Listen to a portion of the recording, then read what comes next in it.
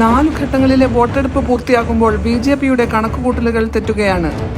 പ്രധാനമന്ത്രി നരേന്ദ്രമോദി സ്വപ്നം കണ്ട ആ ഭൂരിപക്ഷം ഇത്തവണ കിട്ടില്ല. 2014-ലെയും 2019-ലെയും പോലെ 2024-ലും തൂത്തുവാരാമെന്നായിരുന്നു തെരഞ്ഞെടുപ്പിന്റെ തുടക്കത്തിൽ ബി.ജെ.പിയുടെ പ്രതീക്ഷ.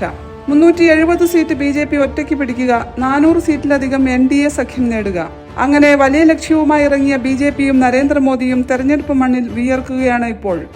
തെരഞ്ഞെടുപ്പ് ഗ്രൗണ്ട് മാറിക്കഴിഞ്ഞു. ബി.ജെ.പിയുടെ വിലയിരുത്തലുകൾ തെറ്റുമെന്ന് ഏതാണ്ട് ഉറപ്പായി കഴിഞ്ഞു. കർഷകരോട്, തൊഴിലില്ലാത്ത യുവാക്കളോട്, ന്യൂനപക്ഷങ്ങളോട് ഈ സർക്കാരിന്റെ നയമെന്ത് എന്നാണ് സാധാരണക്കാർ ചോദിക്കുന്നത്. 250-ൽ കൂടുതൽ സീറ്റുകൾ നിലവിലെ കണക്ക് പ്രകാരം ബി.ജെ.പിക്ക് കിട്ടില്ല.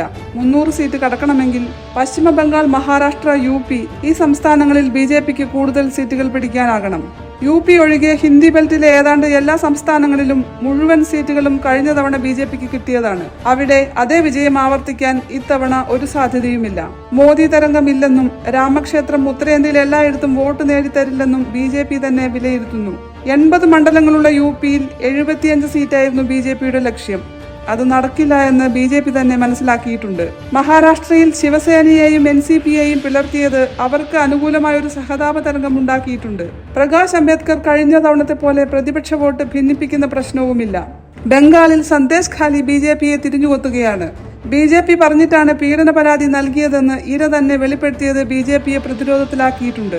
42 സീറ്റുകളുള്ള ബംഗാളിൽ ബി.ജെ.പി 20 കടക്കില്ല എന്നാണ് പുതിയ കണക്കുകൾ. ഹിന്ദി ബെൽറ്റിൽ രാജസ്ഥാനിലും ഹരിയാനയിലും ബി.ജെ.പിയുടെ കണക്കുകൾ തെറ്റുകയാണ്.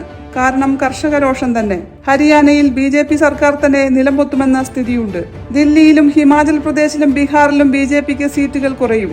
ദക്ഷിണേന്ത്യയിൽ കർണാടകത്തിൽ നിന്ന് പ്രതീക്ഷിക്കുന്ന സീറ്റും കിട്ടില്ലെന്നാണ് പുതിയ സൂചനകൾ.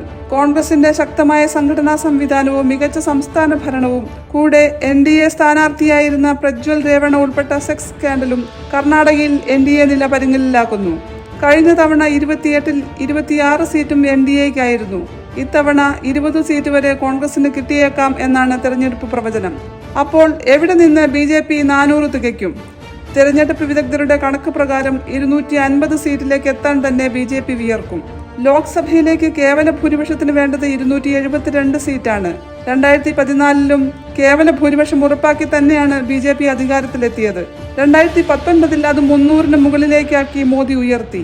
ഇത്തവണ കേവല ഭൂരിപക്ഷം തികയ്ക്കാൻ സാധിക്കില്ലേ എന്ന സംശയം വന്നതോടെ വിറളി പിടിച്ച അവസ്ഥയിലാണ് നരേന്ദ്രമോദി. മുസ്ലിം വിരുദ്ധതയിൽ നിന്നു തുടങ്ങി അദാനിക്കും അംബാനിക്കുമെതിരെ വരെ മോദി സംസാരിച്ചു തുടങ്ങി.